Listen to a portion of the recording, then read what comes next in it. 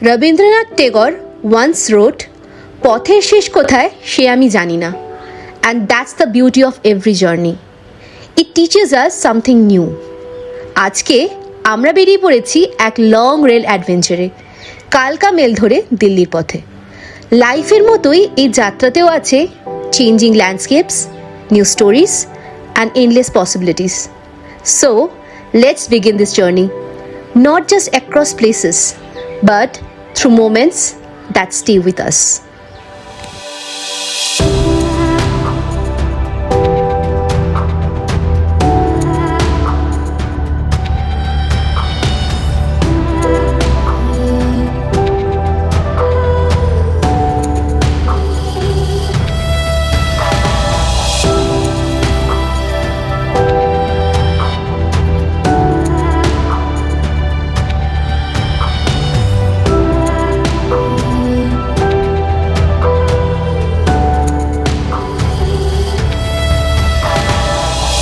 বাঙালিরা এই কালী পুজো বা এই দুর্গা পুজোর পরটা সবাই একটা লং ট্যুর প্ল্যান করে।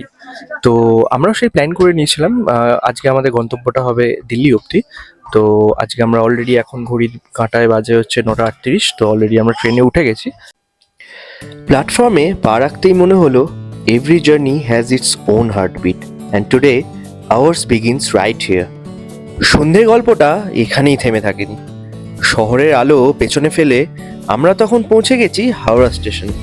আজকের যাত্রা শুরু 12311 নেতাজি এক্সপ্রেসে, প্ল্যাটফর্ম নাম্বার 9 থেকে রাত ঠিক 9:55। আমাদের গন্তব্যটা আপাতত দিল্লি, কিন্তু আসল গন্তব্যটা তা এখন একটা রহস্য, যা খুলবে একে একে এই যাত্রার প্রতিটি মোড়ে। ট্রেনে উঠেই প্রথম যেটা চোখ গেল সেটা হলো ওয়াশরুম। 3AC বলেই হয়তো প্রত্যাশাটা একটু বেশি ছিল, আর সারপ্রাইজিংলি প্রথম দেখায় বেসিনটা ছিল ক্লিন। যদিও বা এই ক্লিন ব্যাপারটা কতক্ষণ থাকবে সেটা ঈশ্বরই জানে। ওয়েস্টার্ন ওয়াশরুমটা বেশ স্পেশিয়াস, আর একটা বেশ মিরারও আছে, যার সামনে দাঁড়িয়ে মনে হলো ওকে, অ্যাটলিস্ট এই যাত্রায় আমার রিফ্লেকশনটা ভালোই দেখাবে। আর একটা জিনিস, প্লিজ ডোন্ট স্মোক, না হলে 200 টাকা ফাইন, মানে বিনা কারণে 1 প্লেট বিরিয়ানি উড়ে যাবে। ইন্ডিয়ান টয়লেটও ছিল, কিন্তু সেটি আমি বহুদিন ধরেই এক ধরনের পরিচিত অচেনা দূরত্ব বজায় রেখেছি, তাই সেদিকে আর যাইনি। ট্রেনটা ছাড়লো সময় মতোই, রাত 9:55। প্ল্যাটফর্মের সেই পরিচিত হুইসেলটা বাজতেই মনে হলো চলো, শুরু হলো আমাদের সেই লম্বা রাতের ট্রেন জার্নি। সিটে ব্যাগগুলো গুছিয়ে নিতেই বুঝে গেলাম আজকে ঘুম হবে না ঠিকঠাক। ট্রেনের ভেতর এখনো হালকা আলো, মানুষজন নিজেদের মতো করে বসে পড়েছে। দেখছি কেউ বা চা খাচ্ছে, আবার কেউ বা মোবাইলে স্ক্রল করছে। আর আমরা শুরু করলাম আমাদের নিজেদের ফুড সেশন। আমরা আমাদের রাতের খাবারগুলো আগেই প্যাক করে নিয়ে উঠে পড়েছিলাম, কারণ ট্রেনের খাবার মানে তো তোমরা বুঝতেই পারছো। তাই বেশি লেট না করে রাতের ডিনারটা আমরা ট্রেনেই সেরে ফেললাম।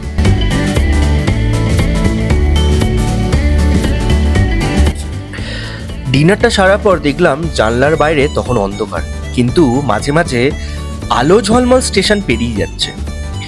আর একটু পরেই দেখলাম সবাই ধীরে ধীরে ঘুমিয়ে পড়েছে, আর আমরা বসে ভাবছি কাল সকালে যখন চোখটা খুলবো তখন আমরা একদম একটা নতুন শহরে।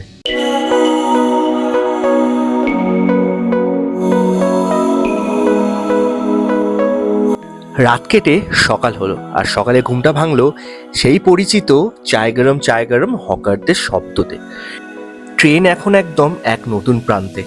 বাইরে ঝলমল করছে সকালের রোদ, আর চলন্ত ট্রেনের জানলা দিয়ে ঢুকে আসছে সেই সোনালি আলো। বাইরে তাকালেই দেখা যায় অসীম সবুজ মাঠ, দূরে কোথাও নদীর চিকচিকে রূপ, আর মাঝে মাঝে গ্রামের ছোট ছোট ঘরবাড়ি। সবকিছুই যেন ফ্রেমবন্দি এক সিনেমার দৃশ্যের মতো। আর এই দেখতে দেখতেই আমরা পৌঁছে গেলাম গুড্ডু পণ্ডিত আর কালীন ভাইয়ার শহর মির্জাপুর। তবে বাস্তবে এই জায়গাটা শুধু সিরিজের জন্য বিখ্যাত নয়, গঙ্গার ঘাট, পুরনো মন্দির, সব মিলিয়ে জায়গাটা একদম স্পেশাল।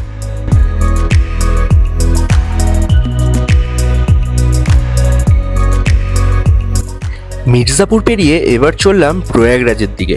কিভাবে বুঝবেন? হঠাৎই জানলার পাশ দিয়ে ভেসে উঠলো সেই পরিচিত দৃশ্য, এই সেই যমুনা নদী। ওটা পার করতেই বুঝে গেলাম আমরা ঢুকে পড়েছি প্রয়াগরাজে।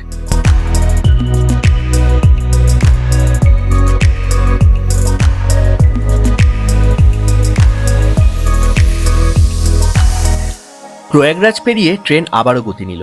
নেক্সট স্টপ কানপুর সেন্ট্রাল, তারপর আসবে আলিগড় আর গাজিয়াবাদ। স্টেশনগুলো বদলাচ্ছে, দৃশ্য বদলাচ্ছে, আর আমরা দিল্লির আরও কাছে চলে আসছি।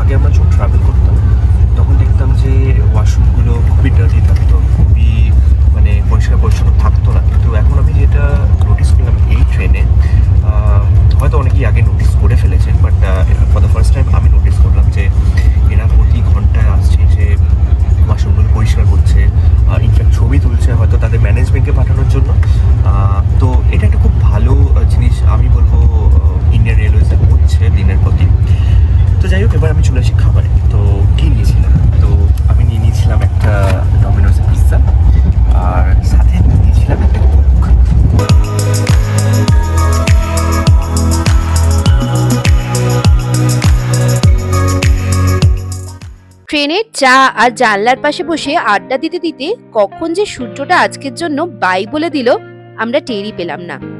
এরপরেই বুঝলাম আমরা পৌঁছে গেছি দিলওয়ালো কা শহর দিল্লিতে। ট্রেন 2 ঘন্টা লেট করলেও দিল্লি পৌঁছানোর পর সেই যে প্রথম অনুভূতি সেটা আলাদা। নিজের মধ্যেই একটা থ্রিল আছে।